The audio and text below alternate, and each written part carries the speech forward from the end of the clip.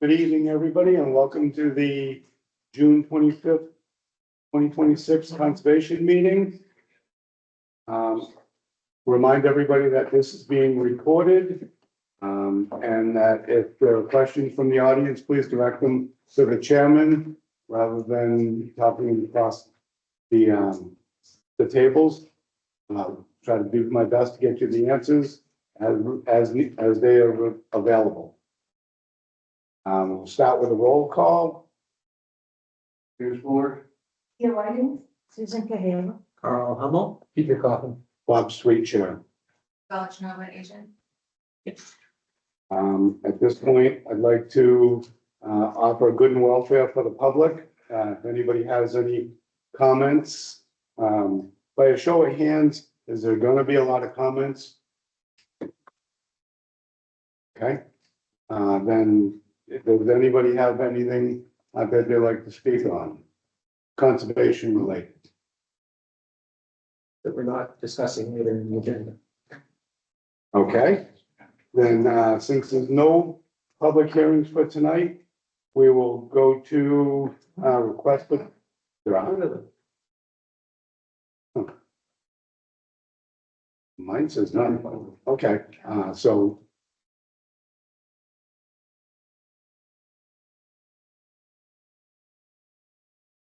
We're doing number, okay, so the none word is incorrect. So just, we're doing number 4 and number 5. okay, so at this point, I'd like to speak to item agenda number 4, request for determination 90 Blackstone Street.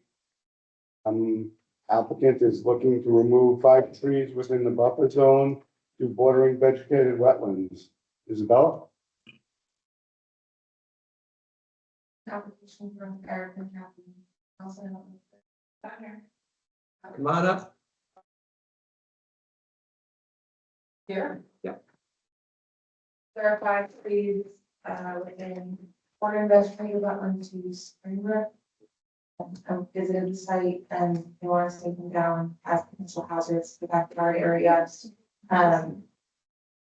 Few of them are dead, some still have some vegetation, but are on their way out, so. But they're across the fence outside of the backyard, so I wouldn't limit it to no slump grinding or below ground disturbance. But I don't see any issues with that application.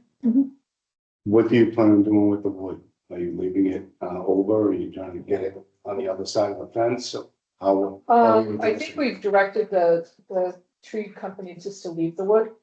So I can do whatever is necessary. We probably, originally we were just gonna burn it, but No, that's, like I Yeah. said, I'm just trying to find out whether it's gonna be left there or managed. yeah, no, we're gonna manage it. Would you consider these snails, move them a little taller? We could, they're really dead. Yeah, that's good. Snags are just a 10-foot high, out of the tree trunk. Makes the woodpeckers happy. Yeah. Right, yeah, they're already, there's other trees that they're feasting on as well. These are the ones that are the most, that if they fall, they're gonna cause damage to buildings on our property.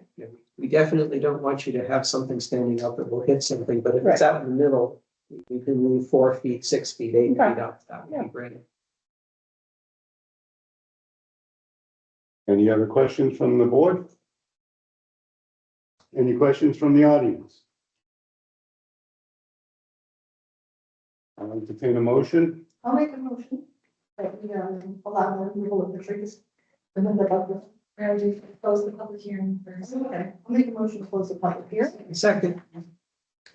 Third, All those in favor? Aye. Motion passes unanimously.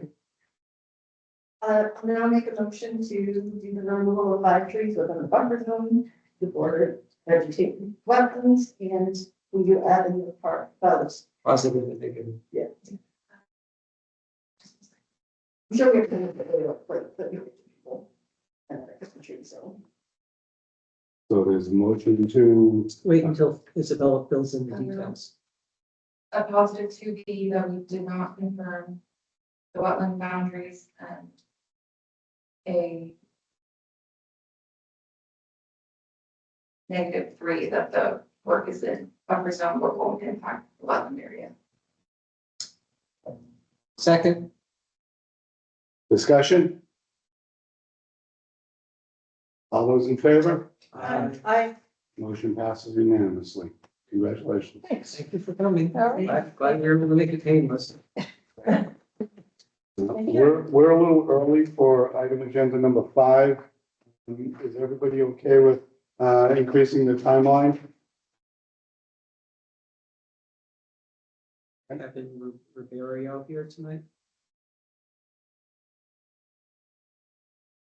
Kevin? If not, then we should wait until 7:20 and see if they have time. Skip agenda number 5. Yeah.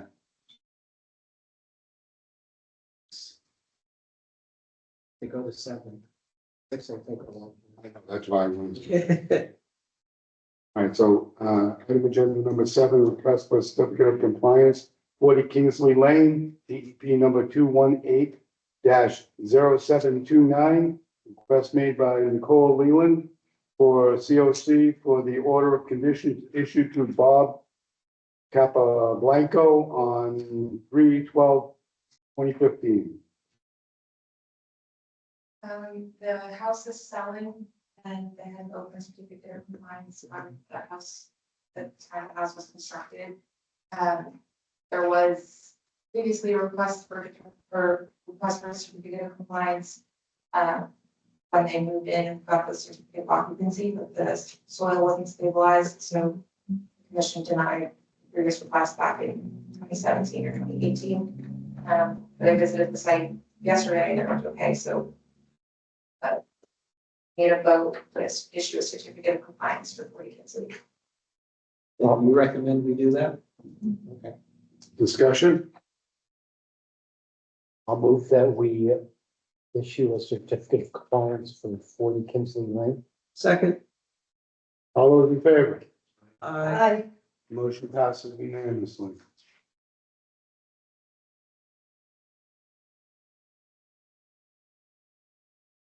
Do we want to go to number 8? Probably. We can do that. You just say what we did today. For the people who didn't attend the sidewalk.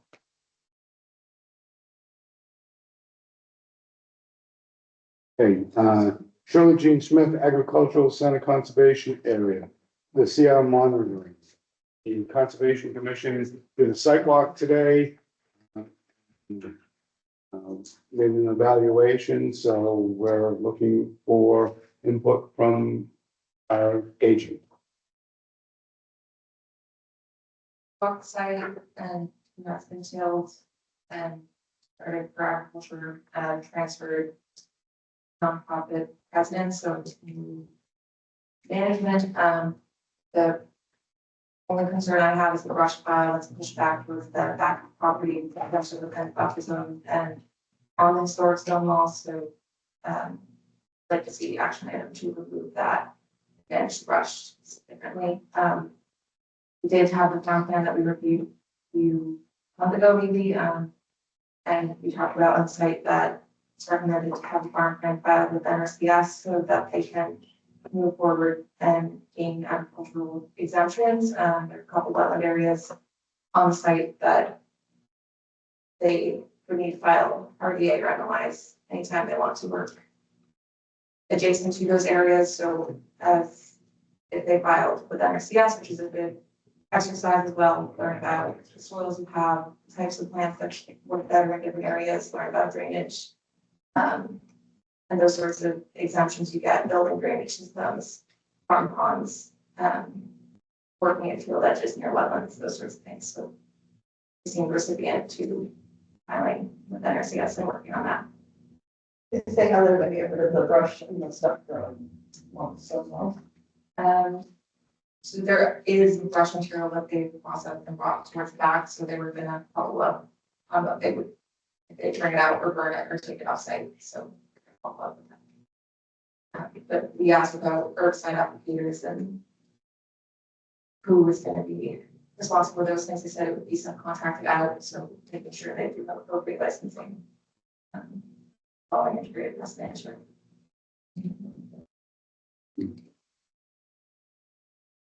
Carl? Yeah, here are my comments and observations. We met with 3 people from the site management team. I got a clarification on who is doing the work and what's going on at the point. Maybe people in the audience can help confirm or corroborate what I'm saying. The property is going to continue to be owned by the nonprofit. There is a new officer who is now making decisions and working as telling the nonprofit what is going on. And that person has now delegated to the people we met as part of the site management team to do the actual farming. They are hiring people to do the work. So having me as an individual and not being real estate or any other entity, he personally is now an officer of the nonprofit. And so he has asked people who he's worked with to work with us on making sure that the conservation restriction terms comply with that.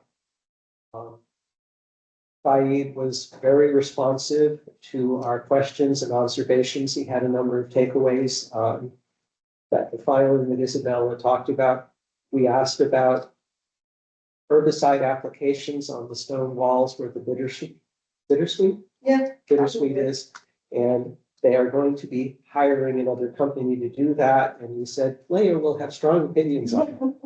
So we are expecting that at a future ConCom meeting, Faid will come back with responses to the questions that we asked during the cycle.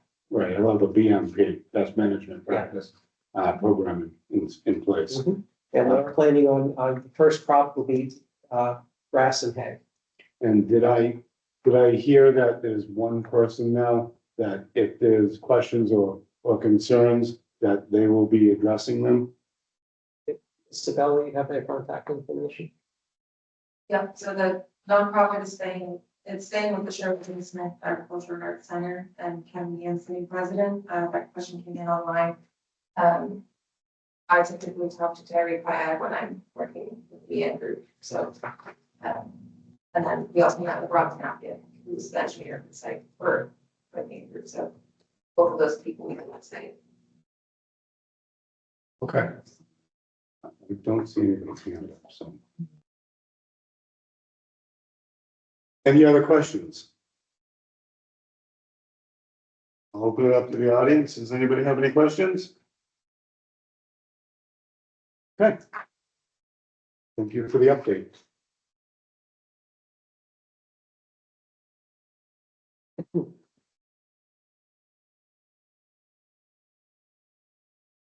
Item agenda number 9, Muddy Brook North Conservation Area Planning Update. We're gonna defer that to the next meeting. Okay. So you've got a smirk. Is there a reason why? You're smiling. Is there a reason why we're putting it off another couple of weeks? Yeah, we thought that the agenda was tonight was busy and we Okay. suspected there would be some length to it, so we thought. Go off as well for the next meeting. We So still, unless you'd like to stay till 11, we'd be happy to have that conversation. we still have a couple of minutes before the 20 past, so updates. The chair, the Lake Nipmuc Association doesn't meet until the first Tuesday of the month, so nothing to add to that. And that's pretty much what I have for this. So do you have anything to add, Isabella? Done a couple of construction meetings for and why that have gone well. The emergency certificate that was issued for Boston Park Drive. Cut those 6 trees after the tree fell on the side of the house. So that work was done and went out and inspected it. And met Mike Jones on Tuesday, who owns 10 Butler Road. After we issued the enforcement order there. So John Enart is working on the as-built for the site and updating the wetland replication area and the plantings. And we'll have that by the end of July. And then we walked the lot, most northern lot near Springbrook in the wetlands. and walk the area where the erosion controls need to go, so he's already done 5 grades of straw level and seems relatively stable, so it's not that on the perimeter. And he understands the cease and desist until either he files or the new owner in the future files a notice of intent to build on that lot.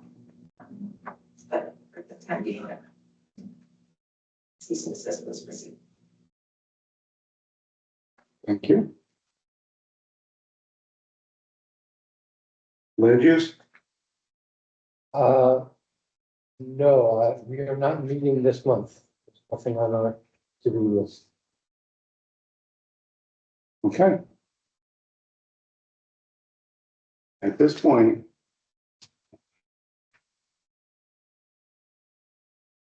it's 20 past or 19 past, so if Kevin's gonna be here, he's gonna be here. Kevin, are you here? Yeah, I'll entertain a motion to continue to the next meeting. Say future meeting, and then so moved. Is there a second? Any discussion? All those in favor? Aye. Motion passed unanimously. All right, now, I'm gonna make a statement before we start adding agenda number 6. I'm gonna say this, it is not our place to determine whether a person is a good person or a bad person. It's our place to uphold the Wetlands Protection Act and the DEP laws.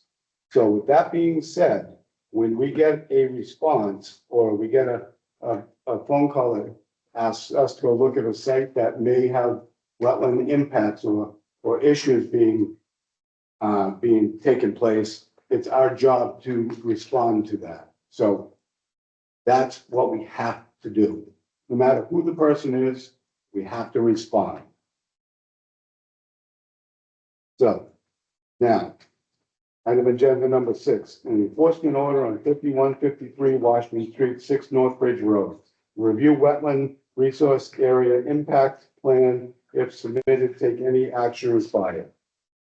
Isabel?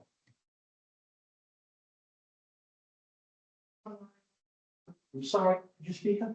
Yeah, he's online, Thank you. the wetland consultant, so he submitted the report and draft site plan, so I would give it to him to explain the work he's been able to do this past 2 weeks following the last meeting. Hello. Can you hear me? Yes, thank you, DeShank. Okay, thank you. I apologize. Okay, from last meeting in the past 2 weeks, I think we just hit the goal. We get the surveyed and we flag the wetlands, and we also just submitted my report probably like 20 minutes ago. I don't know if Isabella get time to read it.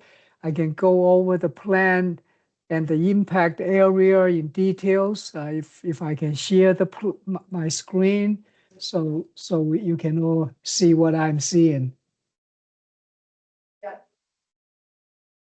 Okay, let me try to share it.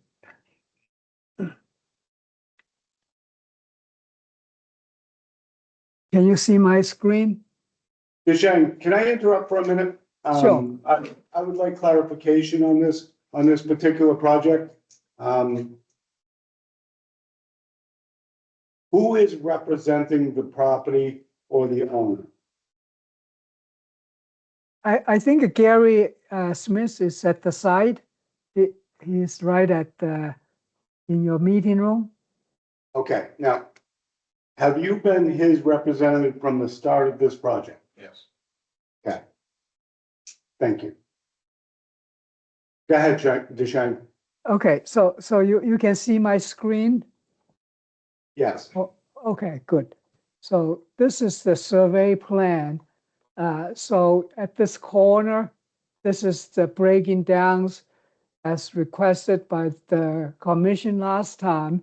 So if you look at it, we have the wetland resource impacted at each of the properties. it turned out we have 4 properties, 51, 53, 55, and the 6, well, it should be Northbridge Street, not road. Sorry for that typo. So if you look in here, the major impact is coming from 51 and 53. So from that perspective, I think it's kind of right. So just give you like a brush pen idea is the total cleared area is 2.72 acres. And so the one 51 has the most clearance, which is the main access we showed. So it's 1.4 acres, which included 19,196 square feet of wetland resource, and then 7,211 25-foot buffer, and then 26,000 more or less of the old buffer, 25 to 100. And so all side of the buffer, we also mapped it. So it's 8,348. So for the same way method, we mapped it to 53, which is to the northwest of the site, if I zoom in. So this is the 51, this is the 53, and this is 55, and this is a 6. So let's look in the numbers again. So 55 don't have any wetland impacted, so just have a 2,733, 2,731 square feet of outer buffer zone, 25 to 100. And same way for 6 North Bridge Street is all just buffer zone, and there's no 25-foot, no disturb zone disturbance. So those are the numbers, and the wetland delineation and each of the area I have DEP forms submitted. The one identified the vernal pool during the springtime is located in the northeast corner of 51 Washington Street, which is not disturbed. So we have like a minimum 39 or 40 feet of setback from the cleared area. So sort of you can see from there. And the depth is about 30 inches from the high water mark. In my report, I have some photos. So that's the area breakdown, which is submitted to the plan. And I can go to some of the photos. And if you have any questions before I go in there. So the wetland lines is, so if you look in the front, so I'm going to probably give a little introduction about the wetland condition. So if you look at here. Duchesne, did you say you want to answer questions before you continued on? Yeah, I think so. Maybe it's a better idea to have interactions, and rather than I talk too much and then everybody get lost. Let's go page by page, and that way there we can address the questions as they arise. Leah? Thanks for getting this report to us. Can you tell me, I'm looking at the numbers, but I just for my own, knowledge. Can you tell me how many, square feet were disturbed at 51 Washington? Disturbed in the wetland? I don't know if it's just it's my my audio setting. Somehow I don't hear well. It seems like the sound is kind of like a muffled to some degree and not clear. Sorry about it. The question is how many square feet on 51 Washington Street was disturbed in the wetlands? Oh, good. 19,000. Okay, thank you. That's much better. Clear. Okay, so if you if you're looking in this table, 51 in the wetlands is 19,196 square feet. Okay, and then at 53 Washington Street, it's 10,700 disturbed. Correct. I just want to make sure it's disturbed. Deshane, Yeah, no, what is the DEP threshold for, wetland disturbance without a permit? Well, technically, there's no threshold per se. Anything, if you alter any wetlands, you need a permit in general. But for forestry, is a little bit different. So here, the challenge is we don't have a forest management plan. So I have seen people under Chapter 69 or so, 61, that kind of use, people can do protected forestry. Yeah, so that's the one, I think, the gray line. How With a we, plan though, correct? yeah, I don't see any management plan. That's the only thing we need a clarification from DEP. Thank you, Deshane. Tom? The local conservation commission can permit up to 5,000 square feet, so we're looking at 8 times the amount of disturbance. So the 5,000 is for forestry, or like Chapter 69 or 69A. talking about forestry exemptions. There was no forest plan submitted, so therefore it falls on conservation at that point. Yes, I would think so, yeah. The foresters didn't have their license to be foresting. Right, yeah, they still have to have a plan and follow the plan, and that plan need to be agreed, and so to start with, so yeah, I agree. We understand that. That's what I found out is we don't have a forest management plan, and so in a way, the practice seems like the people is doing it.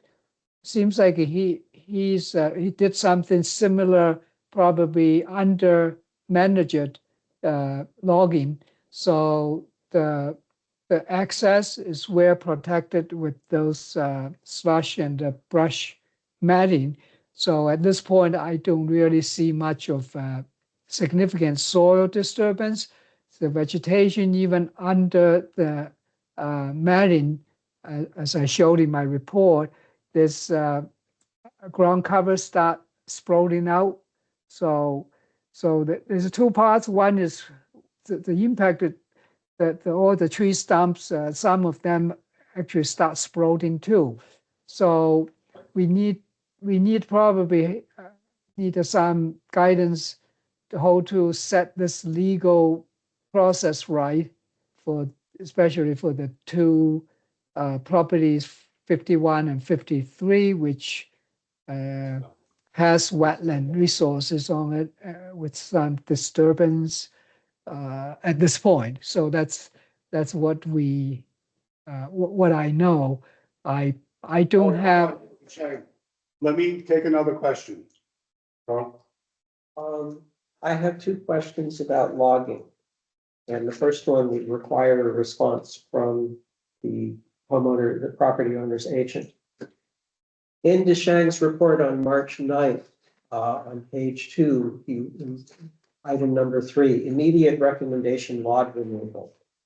The recommendation was that the logs adjacent to the roadway be removed immediately. And we held a hearing at that time, and we decided to authorize the removal of the logs. So my question for the agent's representative is, why were those logs not all removed? Only some of them removed. And my second question is for Deshang. On page 5 of your report, recommended restoration, you're saying you recommend that all logs be removed from the site when the ground is dry. My question is, can you identify on the plan other areas within the parcels that have logs that you are now recommending be removed? I'll see if I can get you an answer. Thank you. Mr. As Smith? to the first part, Can you come up with the microphone, please?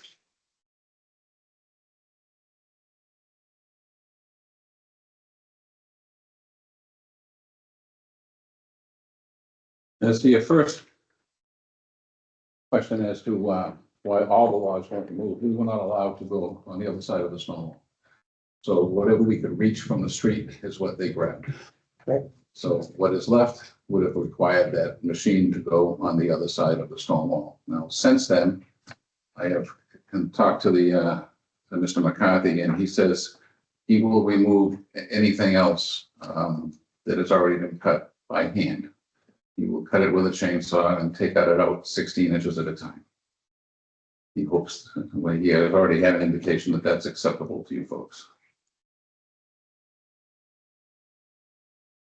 It's a lot more work, but Cut all logs into 16-inch pieces and carry them Yes. out by hand. yes. Cause any more trouble.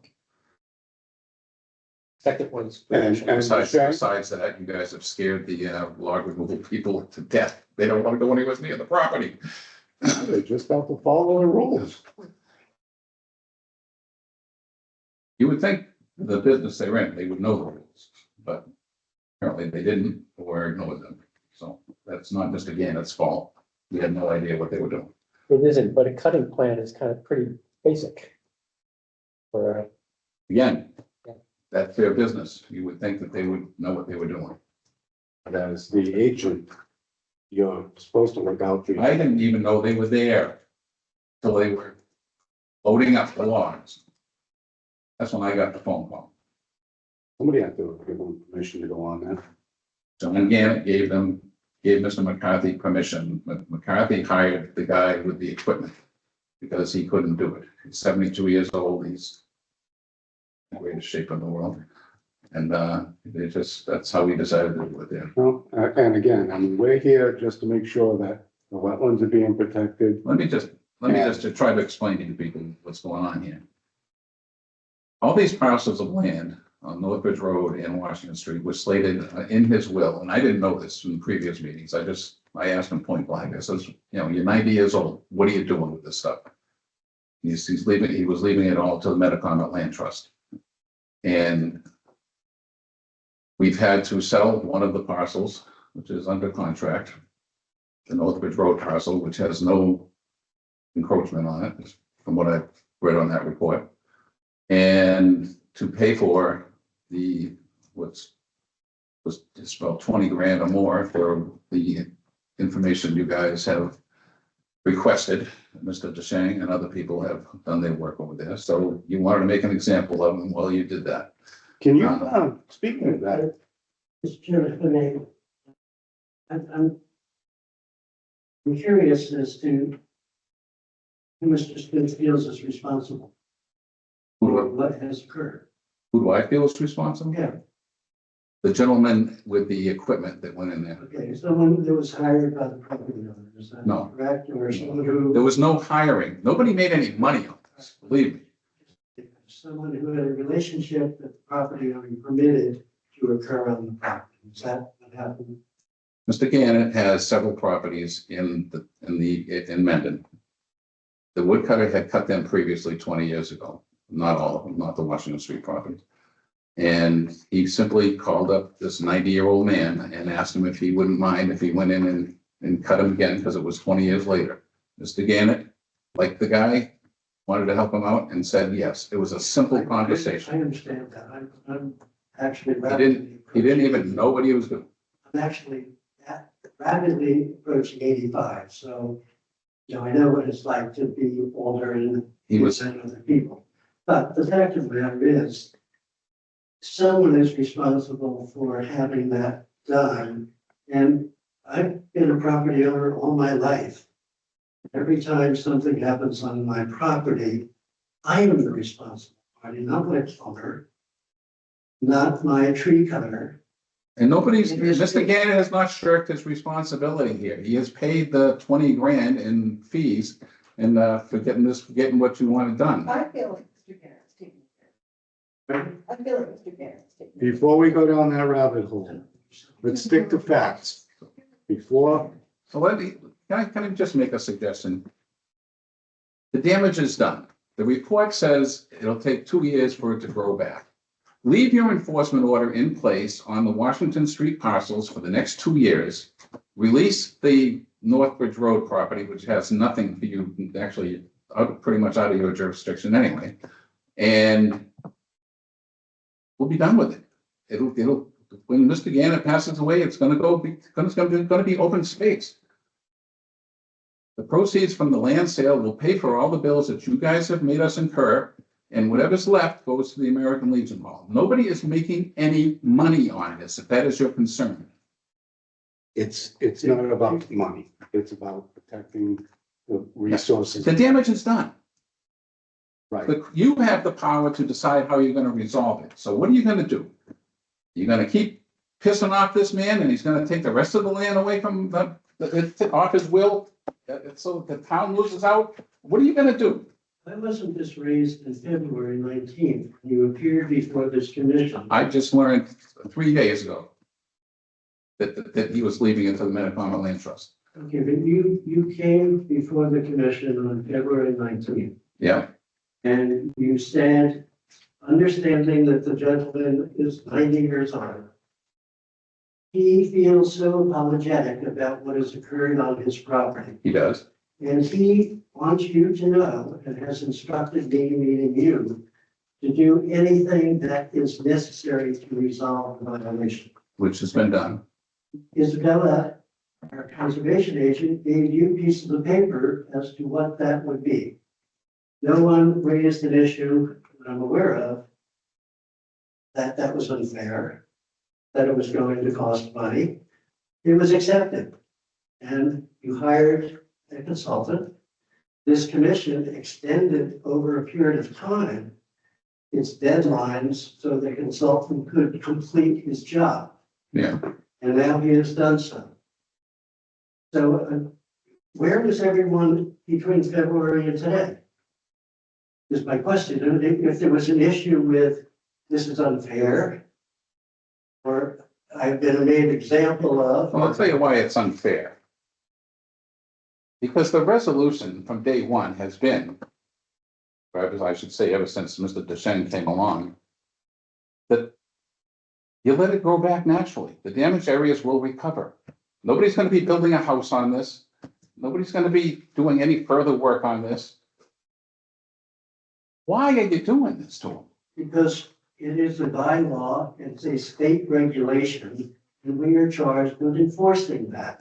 I understand that. Nobody's arguing that point. What? Nobody's arguing that point. Well, then what are we supposed to do?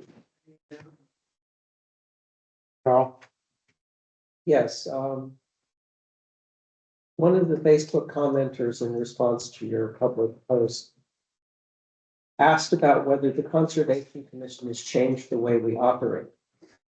And as former chair, my perception is that we have, and I will try and explain why we have done that change.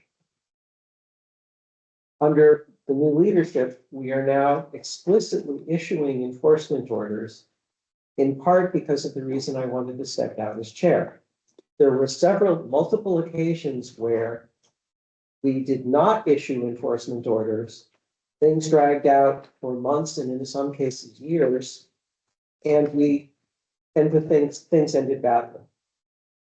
The previous owner for 23 Cape Road, the warehouse project, we did not issue an enforcement order and it came back to bite us.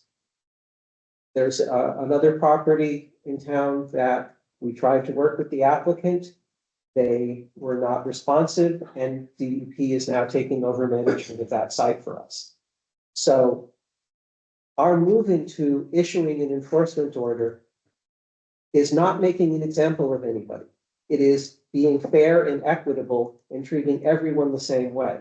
If we had not issued an enforcement order for this property, we would have been open to an accusation of playing favorites. Why are you treating this person differently than every other person in town who for the past year has been getting enforcement orders. The enforcement order in and of itself is not punitive. I don't think we've ever issued any fines related to an enforcement. Nobody said it was. Right. It is a mechanism where the Conservation Commission now has the ability to ensure that the property owner is responsive to our requests in a way that didn't happen when, as chair, I didn't go along with issuing enforcement orders. So this is sort of my mea culpa of why we have made a change and why I think it is for the better. The enforcement order also sets a timeline.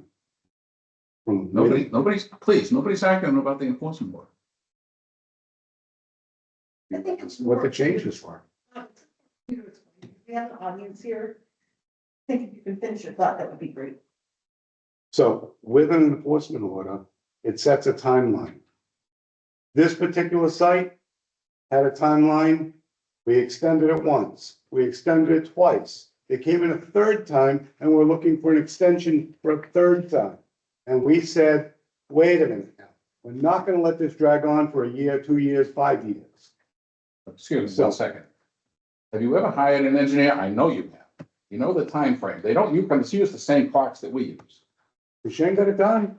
They're saying that it's been wonderful. He got it done. Yes. But that last plotting of the flags, we only had a week after he was done with his work to get that done. Allen Engineering wanted 6 weeks and $7,000 to do it. So Shane called in a favor and got it done in a week, So it can be done. but not without those 3 extensions. So if we don't put ourselves in these positions, then we don't have to worry about it.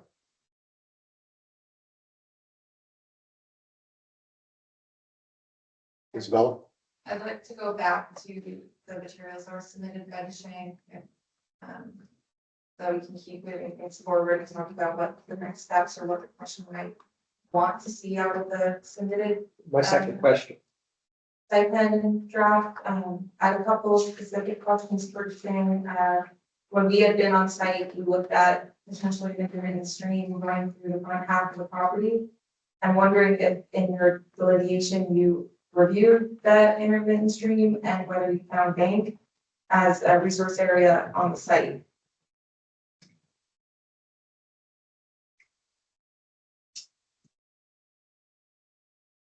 Shane?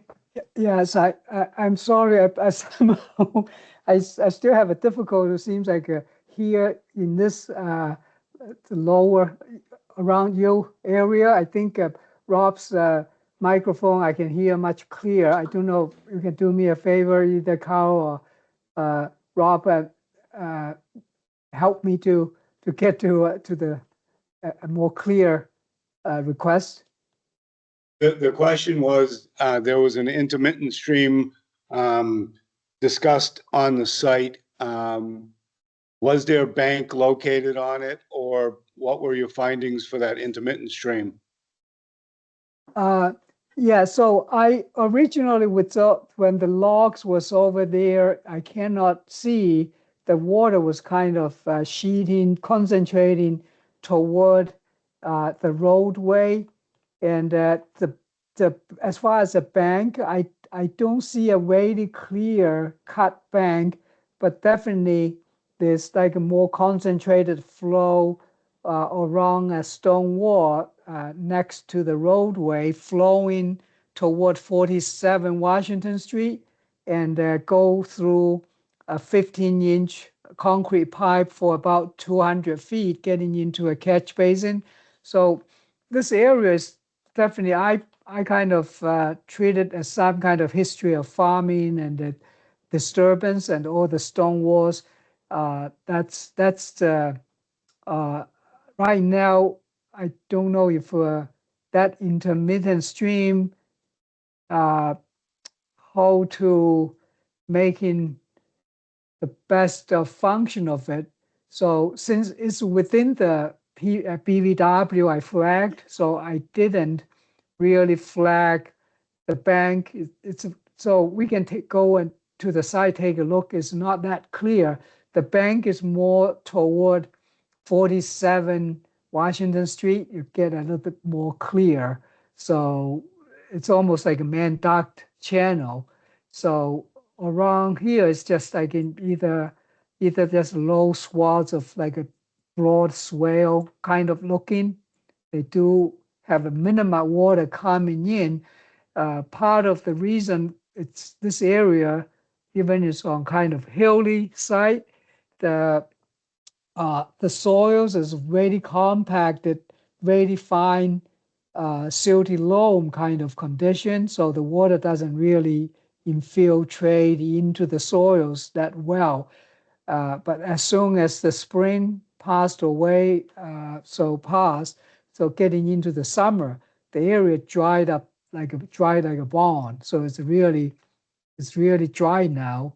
So that's why I feel rather than have them to cut the trees by hand forever, it's probably makes sense to get a small machine there while the ground is solid and dry to just take them all out, in within a week or less.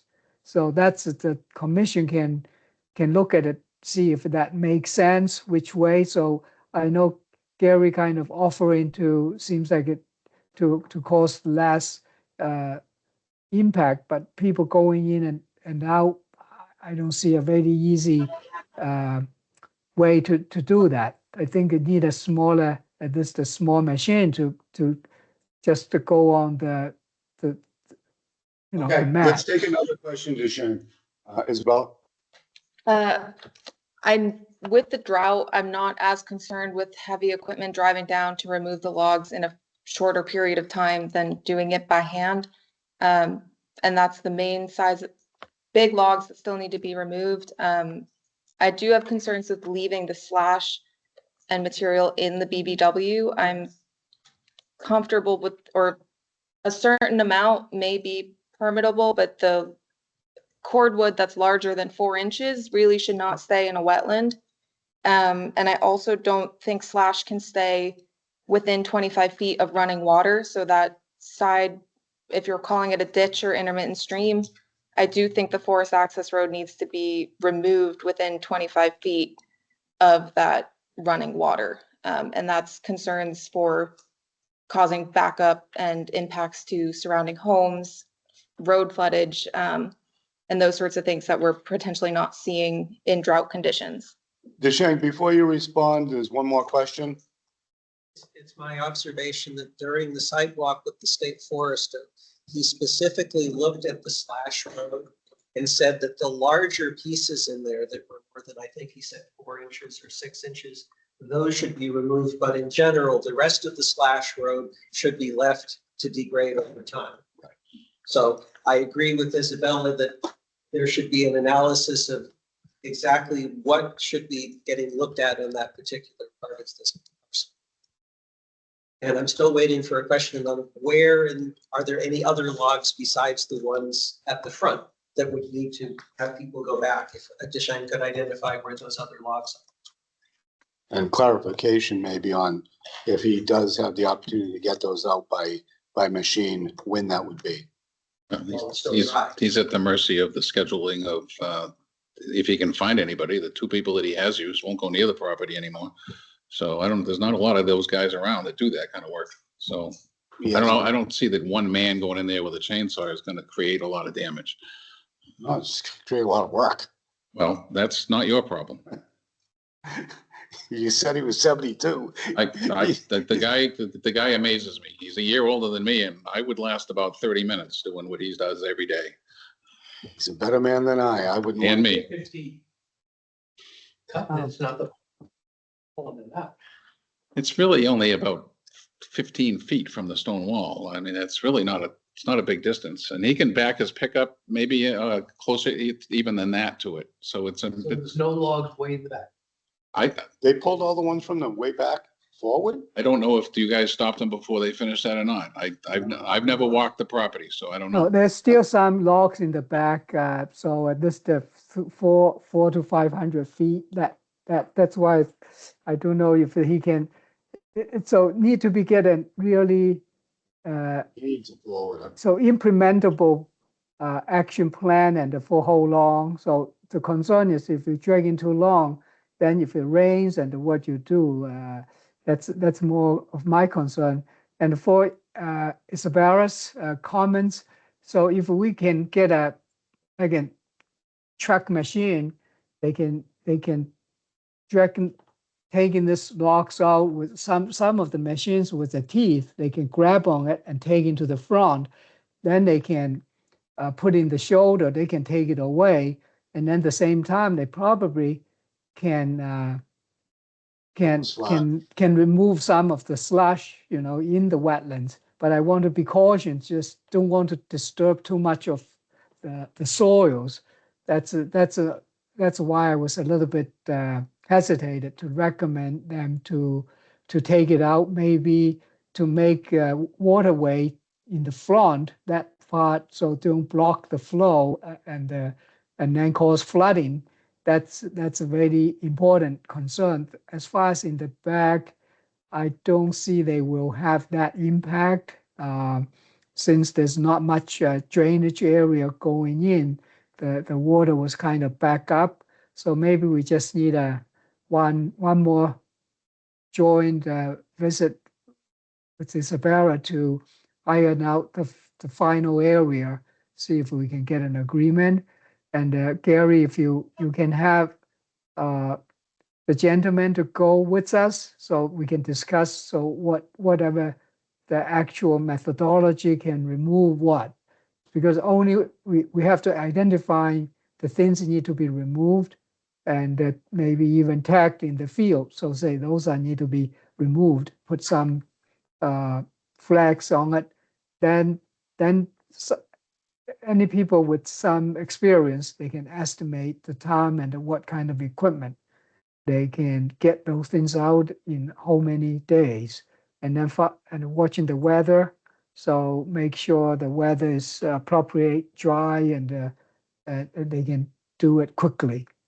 So I just don't understand how I grew up doing this work, and there's no way you're gonna get those logs up to 400 and 500 feet out without causing more damage than it's worth, as far as I can see. So, but that's my opinion.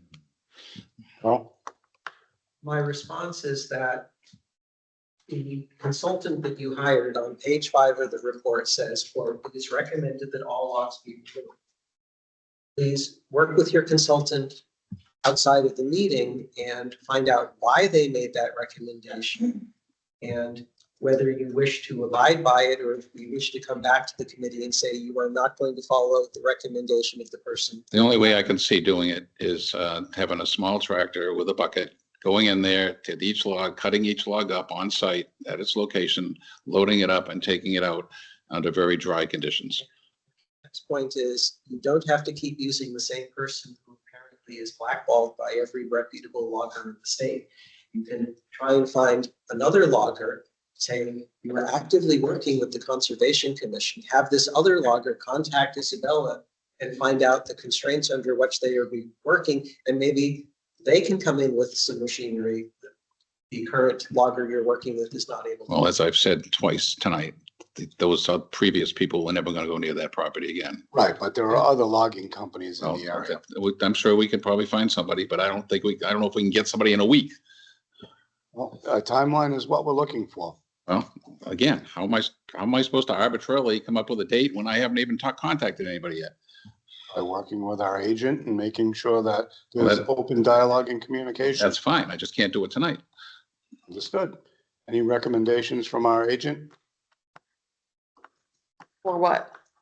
or next steps? How long, whether, I believe the next step is that there's going to be another report that specifically says where the interior logs are and another evaluation of the slash road and what needs to be removed. I don't know if that's something DeShang is offering to do or if he's going to recommend someone else to do it. So the question would be, how long does DeShang think that would need to happen? And then also the other input from DeShang is when during the summer, during the dry season, should this removal be happening? Or if it can't happen and be scheduled in time, do we wait until the ground freezes and do it in January? Then you won't see it. the snow And and the other would- thought on that, Gary, is have somebody with a loader go in there. If Jim is going, if Mr. McCarthy is going to be cutting up the logs into small pieces, he can load them in a loader and drive them out. Well, that was what I just said. Well, you were not aware of the logs that are 500 feet in, which is. Right. And that's why I'm saying you should work with your consultant to see where they are and evaluate, if you have an opinion that taking the logs out be more harmful, work that out with him, and then the two of you come back with a new Well, recommendation. like I said, I think the easiest way to, or the safest way to do that is to have him go in there and cut them up and then get somebody in there with a small machine and load them up in a bucket and pull them out. So Gary, I think if that's only, that's a way, I think that's doable, at least just by hand, that's 72. I mean, even 32-year-old, it's very difficult to remove those logs, even cutting into 16 inches. So there's still quite a good amount of logs over there. I think with the truck machine, with the bucket, it's doable. So without that one, I don't feel by hand it will be taking too long, and the weather and the. Track machine.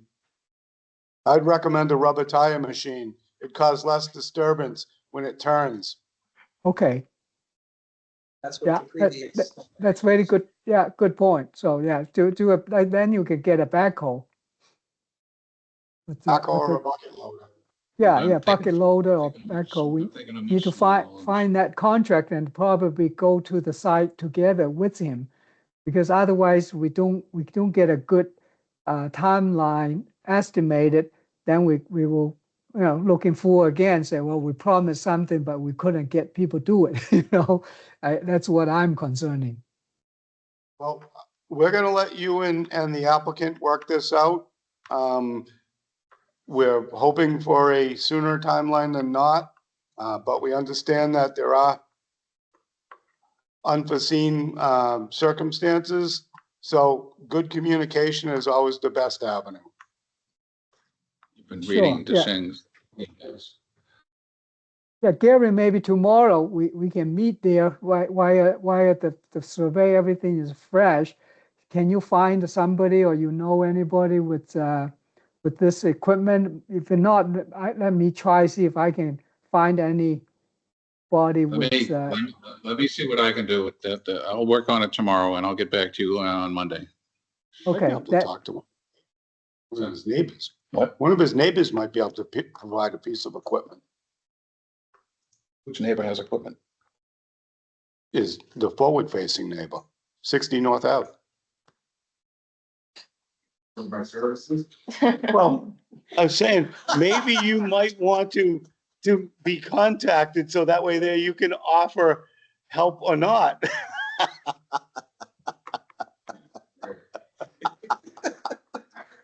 I thought it might be too big. I don't know if you want that in there. Well, it'll get it out quicker. Mr. Chair, Go ahead. the bottom line is, am I understanding that we don't want anything more than 4 inches in the wetlands / roads? That's what I'm hearing. I'm not sure, my memory is, I don't know if the forester said 4 inches, 6 inches, 8 inches, but I do remember. not 8.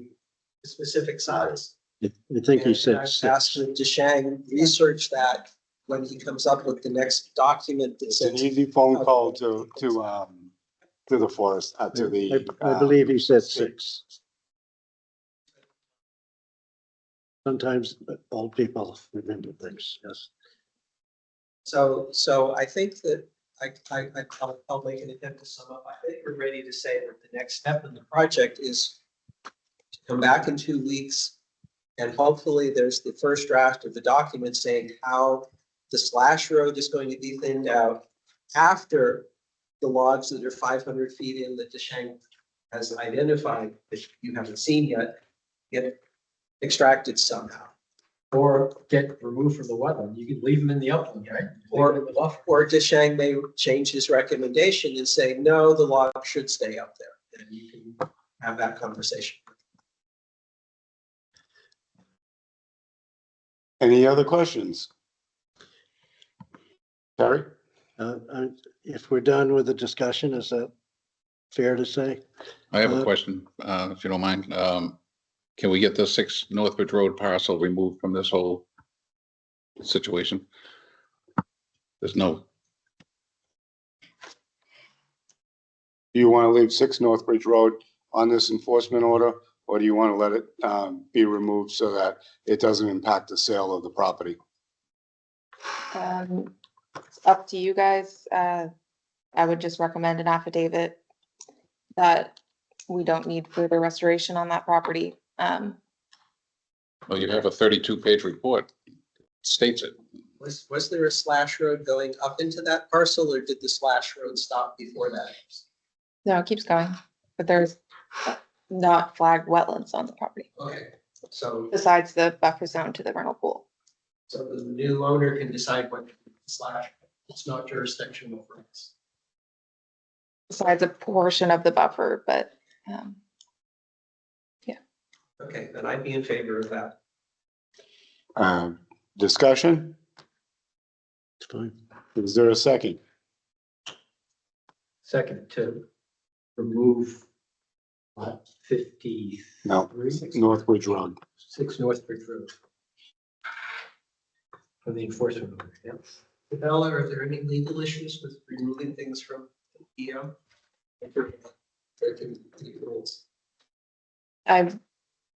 So we're not gonna amend the EO. It would be an affidavit for the buyer that we're not gonna pursue further enforcement on that site.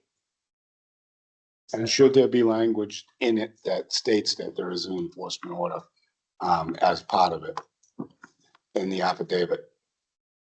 Affidavit that, what?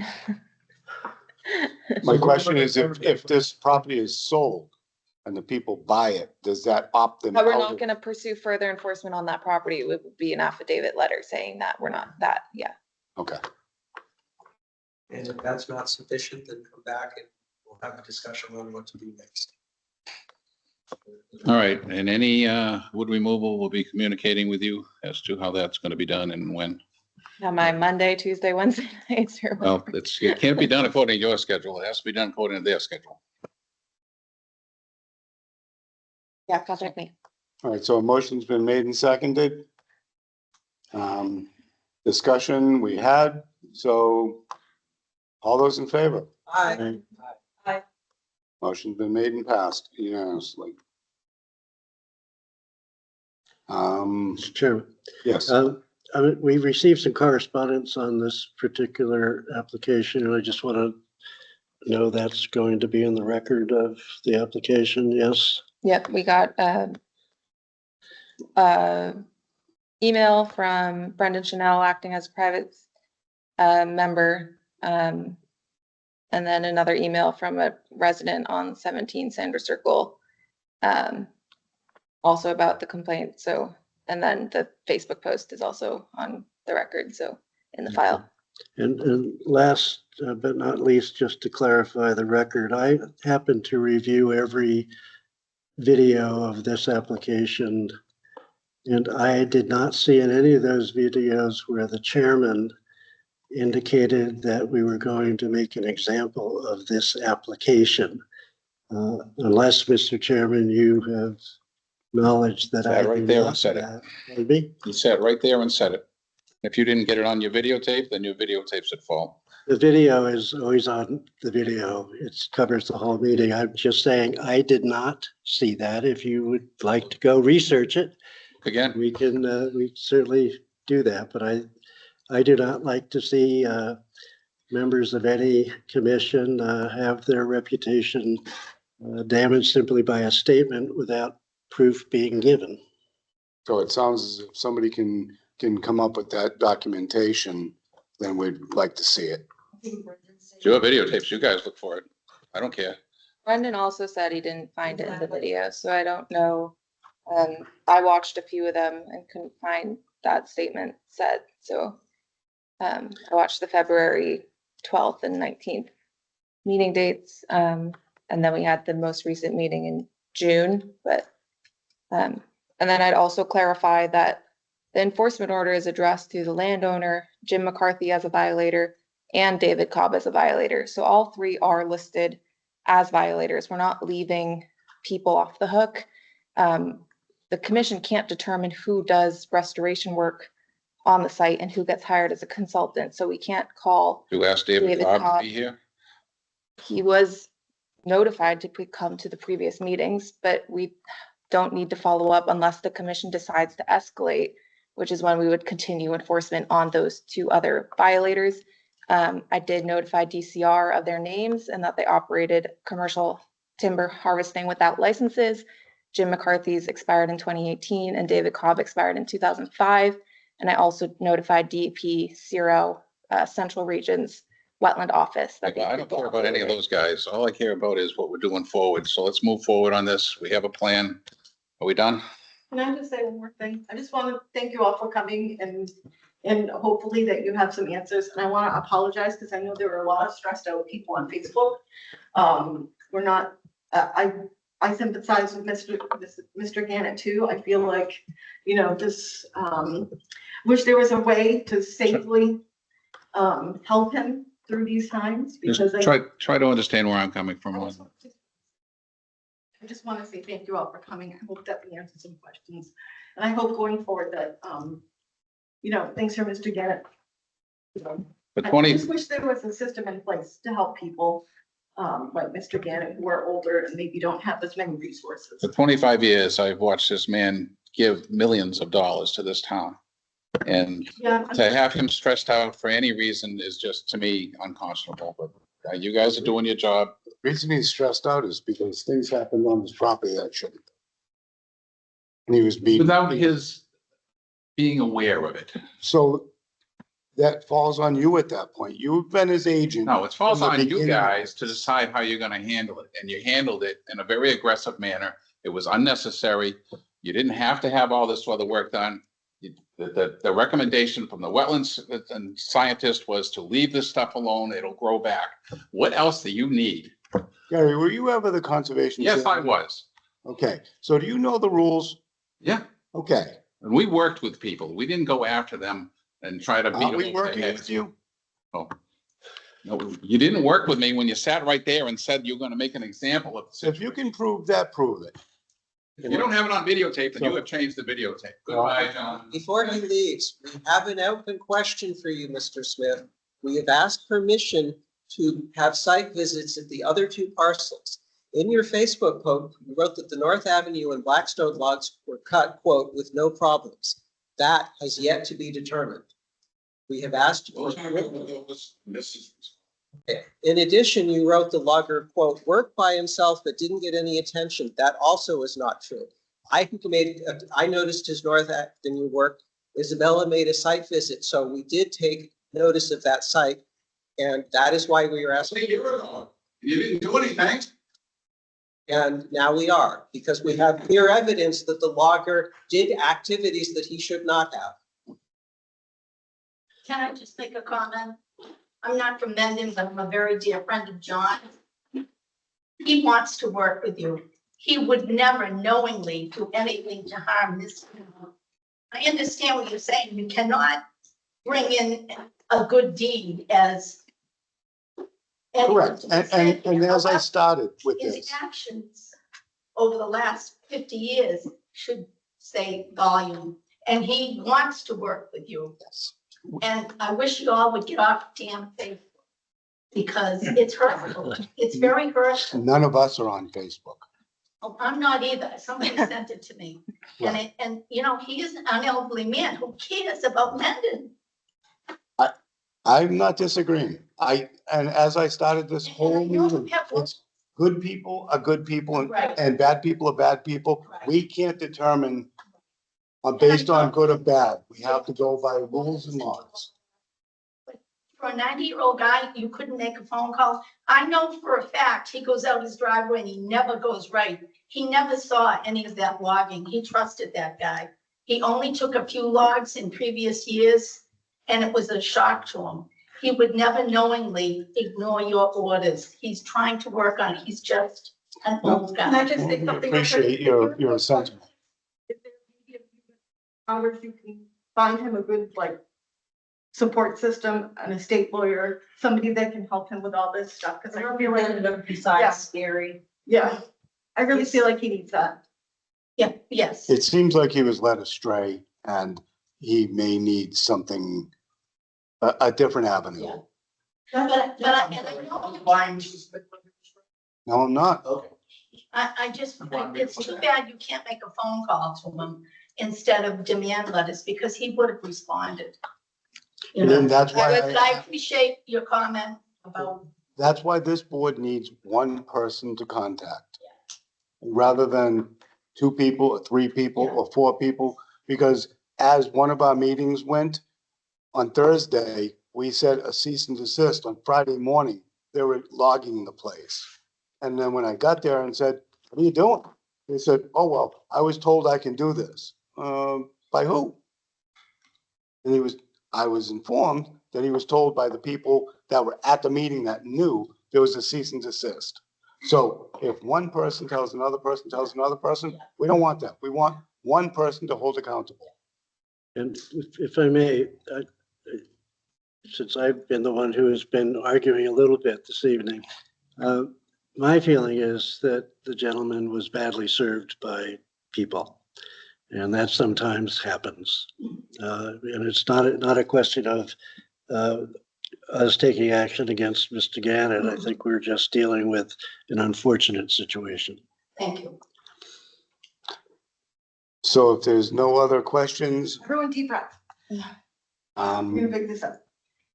I would like to request a motion For New Jersey. to continue. Well, it's an enforcement order, it's not a hearing. So, I don't think we need to. so we can now go to agenda number 11, the good and welfare for the commission.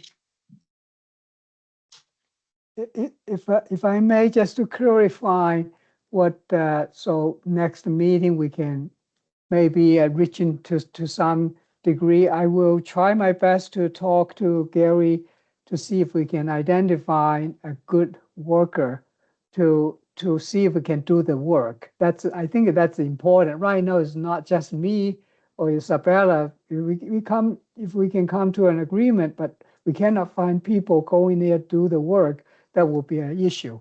So we agree that we can lift at or taking 6 Northbridge Street off the enforcement order by either affidavit or some mechanism. And then second is to identify the tree logs around that thresh laid path, so need to be removed. And then also identifying the any larger size of Right, bring a roll of brush tape. blocking. You can tape up you can flag the slash that needs to be removed. It's a perfect time to do it. It's the dry season, so Right. there'll be less dirt disturbance. And it's before everything grows in so thick that it's causing plant disturbance. Correct, I agree. So that's a goal. I will try to achieve it as soon as I can. At this, I will try to get there. Isabella, do you have any time or you want, so I can bring some red flags and just tie on the slashes, and so for the area we feel commonly, I mean, the less, in my view, if we can identify as less, probably the better, because then you have less disturbance. The machine, whenever getting there, is going to making some,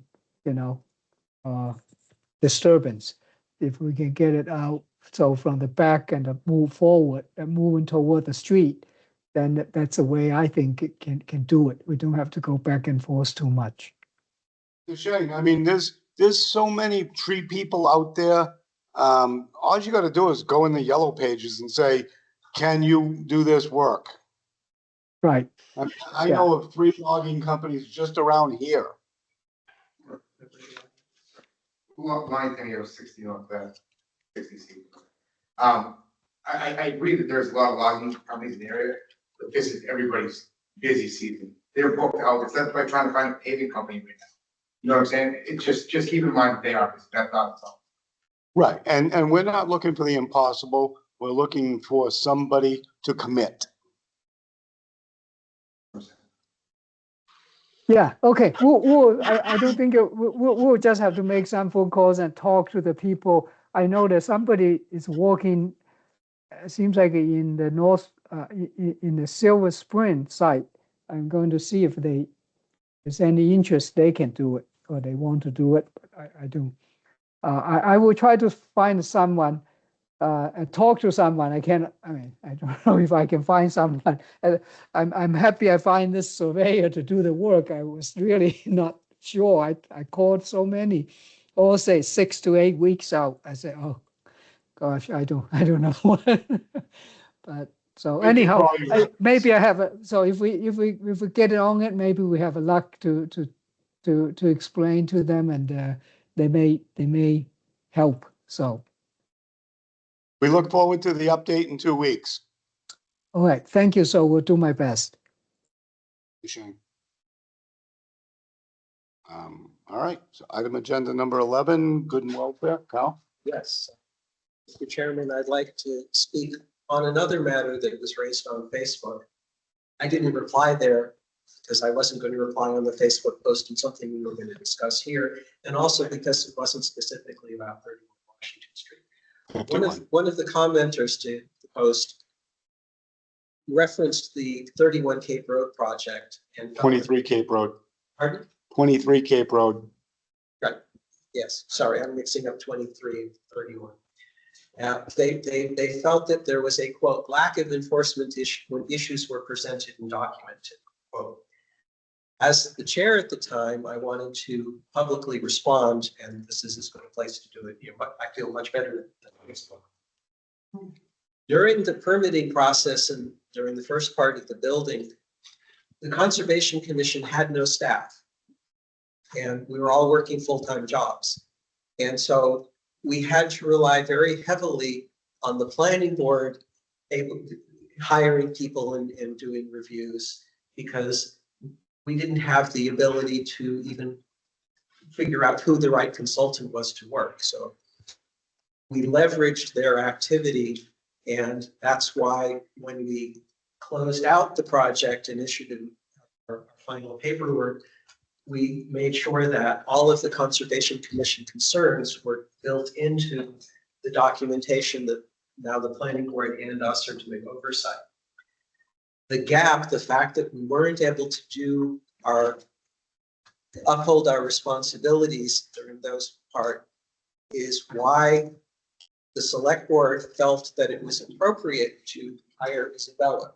Actually, they hired, previously they had a conservation clerk who just basically did minutes and whatnot. Because of that gap at 23 Gate Road and other sites, we were able to hire an agent who I will now toot your horn and say you were agent of the year for the past year. And one of the things I would say is that since Isabella has come on board, for not only 23 Cape Road, but any other project in town where there has been a complaint, we are now on it. So I would speak to people on Facebook that we are now expecting that we would hope that you will no longer see a quote lack of enforcement when you see an issue in a wetlands or in a buffer zone that's jurisdictional to us, but we are going to be on top. And the response is much greater. Yeah. So the interest, the response, and the commitment has increased exponentially. It's not like we didn't try, given our limited resources, like I published a paper on pHs, and I specifically asked them at least 10 times to change their catch basins to a different particular kind, blah, blah, blah, and everything was shut down. So we tried what we could do. Mm-hmm. And everyone's treated fairly. I feel like when we, everyone, when it's jurisdictional, we have wetlands in question, buffer in question, everyone gets an enforcement order. It's treated fairly. Everyone across the board is treated the same. And it doesn't waste our time waiting weeks and weeks and weeks and trying to decide what to do. So Well, that's the goal of this board, is to treat everybody the same. and 23 days to monitor. Yeah, once we got Isabella and we got our ducks in a row, everything went really well. My personality is not suited to enforcement orders, which is one reason why I said let's have someone else do the job who's able to be more confrontational than I was going to. No, you're doing good now. You are doing better. All right, it's 8:30 and I'm done tooting our horn. So back to item agenda number 11. Does anybody have anything to add to the commission? Anybody in the audience? Okay, then items not reasonably anticipated in 48 hours. Is there anything, Isabella? No. Then item agenda number 13. I will be adjourned. I am looking for a second. All those in favor? Hi. Motion passes unanimously. Have a good night. Thank you, everybody online. And thank you, everybody in the audience.